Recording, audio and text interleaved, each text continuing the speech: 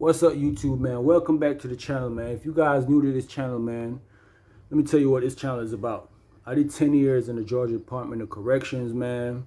I did like 18 months in the county jail as well.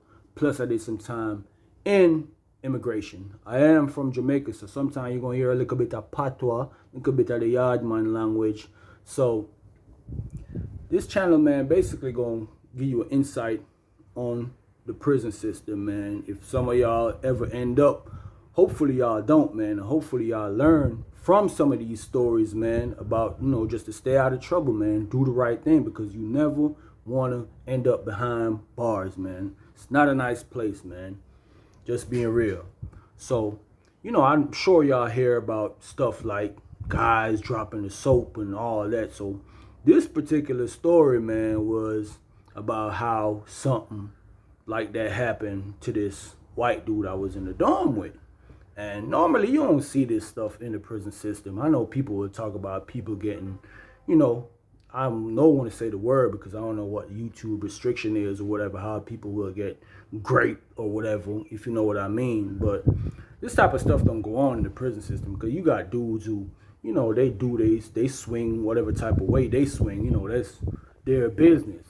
So it was kind of, messed up how this happened to this dude, man. I think this was like 2016 or 17, somewhere around there. I was at level 5 prison, Smith State Prison to be exact. It was this little white dude, man. Name was Seven, man. Seven was pretty much, he was cool, man. He wasn't a part of no gang or nothing, but you had a lot of white dudes in the dorm at the time. Some of them be a part of the Aryan Brotherhood. Some be a part of Ghostfaces. These are Caucasian gangs, only white people be in these gangs.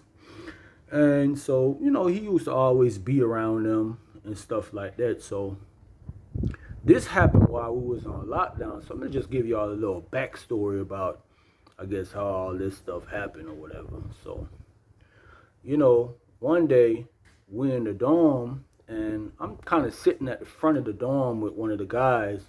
We just sitting there talking. Now, how these dorms, how this side of the prison is set up is like, at the front of the dorm is like a big glass area with like, type of grill type stuff. So you pretty much could see, and in the middle, all the buildings will be like in a circular form. So you could see different buildings around. In the middle of every building, between all the buildings, you will see like a big old yard. So it was some guys getting out the hole. Now the hole is like segregation. If you ever get in any type of trouble in the system or whatever, they'll, it'd be for different type of institutional conduct type of stuff. They'll put you in the hole. So it was some guys getting out the hole this particular day. So I'm sitting there talking to one of the guys or whatever. So while the guys coming around, the CERT team was bringing them out the hole. Now, the CERT team is like the SWAT team of the police inside the system. They wear all black. They usually be big dudes. They're like a response team when anything happened. So it was this one particular dude, the guy I was sitting with. He was like, "Hey, man, I know that dude." So the guy I was sitting with, mind you, he been locked up for a while. At the time, he was locked up like 23, 24 years or something like that. So he's like, "Man, I know that dude.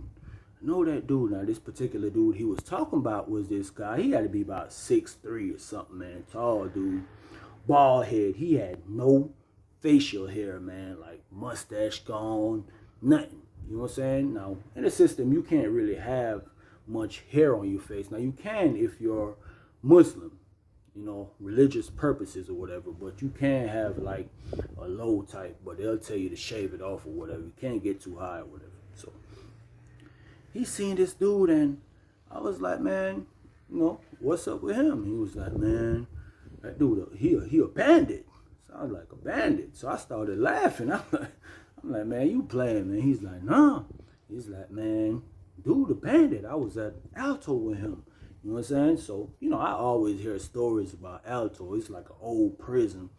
I guess it's shut down now, but majority of them guys that been at Alto, they've been raped or was a part of some homosexual type of activities. I ain't gonna say all of them, but a whole lot of them.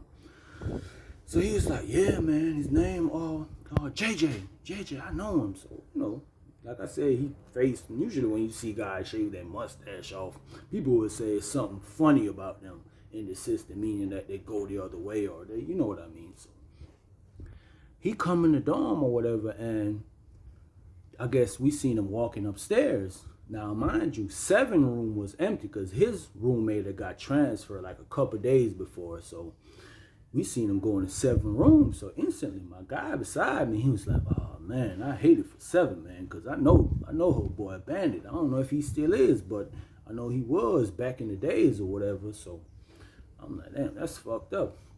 So anyways, 7 now, he usually be real cool with this other dude, man. This other dude named Steve, this black dude or whatever. If he ain't around the white guys, he'd be around Steve. People was saying a lot of stuff about Steve, that he used to be one of them girly type of dudes back in the system too, but he so-called changed his ways. That's his business anyway. I don't really care about all that stuff. So people in the dorm was already talking about how Steve be around 7. You know what I'm saying? He always be in 7 room. They always cook together, eat together. So people in the dorm was already saying, some strange stuff about them. So like I said, but that's a part of the prison system. You will see stuff like that all the time. You just pretty much just got to mind your own business or whatever. So later on that night, after lockdown, we usually lock down probably around 11 o'clock. That's when they put the bolts on the door. They lock you in the room or whatever. Now at Smith State Prison, they have these big bolts outside the door. Like they literally bolt the door after they lock it. Because, some guys be popping out their room. Pretty much anybody really know how to pop out their room. So they put these bolts so you can't get out. Even when they put these bolts, man, I done seen guys get from the inside of their room out, without nobody pulling that bolt back. They just, do what they do to get out. I can't tell y'all all the chain gang game now. So my roommate was like, Rude Boy. He called me Rude Boy. Most people, they call me Jamaica, but he called me Rude Boy. Rude Boy. He was like, man, you seen that new guy that came to the dorm? That's in the room with 7. He always be, pausing and stretching out his words. I was like, yeah. He's like, man, I know him from Dooley. I was at Dooley State Prison with him a few months ago. So I was like, yeah. He's like, yeah, man, that dude had he had a whole sissy in the room with him. So I was like, yeah. So he's like, yeah, man. I was like, yeah. When the guy was there, they were just telling me that, that he abandoned, and he was like, he's like, yeah. That's how he was dealing with that sissy. He was slapping that sissy around and all that type of stuff. So I'm like, man, and 7 just got to be careful or whatever. So he's like, man, I'm gonna tell 7, man, he need to watch this dude, man. I'm gonna tell 7. So I was like, bro, pretty much, bro. Sometimes you just got to mind your business or whatever, but, do what you do. That's your business at the same time. So as time go by, we see some little strange stuff happening in the dorm. One day I'm sitting at the sports TV, you know what I'm saying? I think I was watching a basketball game or something. So, sometimes you notice some movement around the dorm.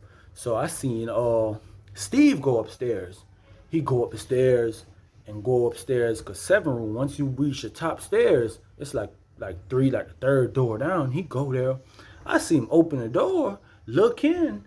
He looking around. I guess he was calling for 7. You know what I'm saying? He come back out.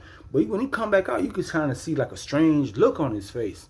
So anyways, I'm there watching the basketball game where he came down, sitting, talking to one of the dudes behind me. I could hear him now. I had my headphones. Usually, you have your tablet with your headphones. You got a tablet. They give you a tablet in there. You could pick up the TV station, so you pretty much could tune anybody out. But me, I always have one earphone over my ears and one off. I pretty much, you always got to hear what's going on in the chain gang. So I could hear him. He was like, man, you seen 7? So boy was like, nah, I thought, 7 was in the room. He's like, man, I just went up to the room. JJ sitting in the room on the bed. He's sitting in the dark. I asked him where 7, and he's like, he ain't see him. But I could hear somebody else breathing in the room. So I was like, instantly I'm listening, but I'm watching the game too. So he's like, man, that's kind of strange. He's like, man, I think 7 was in there. So the old boy was like, why you gonna think he in there? And his roommate said he ain't in there. So Steve now, he sounded like he was panicking. Like he knew something was up. Like he was panicking or whatever. So anyways, they're talking about some other stuff. So as time go by now, you see other little strange things. So I remember one day, this particular day now, we went on lockdown, man. 2 guys got to fighting in there, man. One of the guys ended up cutting the guy in the face with the razor, man. That's going to be for another story for another day. So we went on lockdown. We had to be on lockdown for about 5 days at this time, man. Pretty much it's summertime. It's hot too. You know what I'm saying? Ain't no air. You can't hardly. We got these little fans in the room, man. They blowing nothing but hot air. So everybody pretty much miserable, whatever. So this particular day, man, we hear kicking on the door. Boom, boom, boom, boom, boom. You can always tell when somebody kicking the door, they trying to get the attention of the officer. Mind you, everybody got panic buttons in their room, but the officers don't always answer the panic button because, a lot of guys be pressing it, really just crying wolf or whatever. So boom, boom, boom, boom. So you hear another door start kicking. Boom, boom, boom. So you hear somebody screaming, help, help, help. Man, get me out of this room. Get me out of this room. So you hear these doors kicking or whatever. It took about 5 minutes or whatever for the officer to come in there. I don't even think they heard it. They probably heard the kicking, but I don't even think that's the reason why they came in there. I think the reason why they came in there just to do their rounds, because when you on lockdown, they pretty much walk around like every 30 minutes or something doing their rounds. So when the officer come in there, I hear kicking. I still hear, man, come up to this room, man. Get me out this room, man. Get me out this room. So I'm like, man, what's going on? So I jump up out the bunk. You know what I'm saying? I go to the door. I see the officer, 1 female officer, 1 male officer. They go upstairs. They on my side upstairs. Because how this dorm was set up, it's like a diamond shape. So the stairs for each side be like at the front. So once you come upstairs, the dorms are slant like this. So it's on my side, so I can't really tell what's going on. The only way I probably could tell is like if I put a mirror up under the door and bend down on the floor and look, I could pretty much see the officer, but that was too much, man. I wasn't trying to get dirty for all that. So I heard him open the door. I heard her telling the officer in the booth on the radio. She was like, oh, pop such and such door. I could hear like the air release. Boom, the door pop or whatever. I heard somebody running down the stairs. So I heard somebody running down the stairs. By the time you look, it's 7. You know what I'm saying? He wiping his face like that. You could tell like he had blood on him or whatever. So you hear people around the dorm. They like, man, 7, what happened, man? What going on? Everybody like, what going on? What going on? Somebody like, 7, man, what happened, man? He like, man, you know what happened, man. You know what happened. When he said that, you pretty much could like, damn. You pretty much knew what happened, man. He ain't had to say he got grape for you to know that he got grape. Just the way he said it, like, you know what happened. Like, you knew what went down. Then I seen like 4 or 5 other officers coming in the dorm. The CERT team come down there, man. I tell you, the CERT team guys that wear the black, they like the SWAT team. They come in there running. I see them come upstairs like on my side. Boom, next thing I know, they got JJ. Old boy coming downstairs in handcuffs. You feel me? He pretty much, face expression always the same. He just got a blank look on his face. He never really showed no facial expression. So it pretty much pulled him in the dorm. They had 7. He was sitting down there. Everybody in the dorm tried to talk to him like, man, what's up, man? That's fucked up. That, this, that, or whatever. He just had his head down, man. He said he was like traumatized about what happened to him, man. So, that's just like show you, man, anything could go on in the prison system, man. So that's just one of the lessons, man. For you guys, you on the street, man, just do the right thing, man. Stay out of prison, man, because anything could happen, man. Like I said, I've been locked up for a couple years at this time. I've been in some dorms where punks ain't even allowed in them dorms, man. And for something like this to happen in the dorm, man, this was kind of traumatizing for me because I was like, man, I just hear about stories like that. Even though I'm in the system, I hear about guys getting raped and this and that. But, you know, like I said, man, it was a life lesson. Like I said, man, y'all stay tuned, man, for more stories, man. And, you know, y'all can like, share, subscribe, man. Leave a comment, man. You know, like I said, I done seen all type of stuff happen in the system, man. So if y'all want me to think back in my memory box, man, and, you know, I have stories, man. A lot of stories, man. So y'all leave a comment, man. Ask a question, man.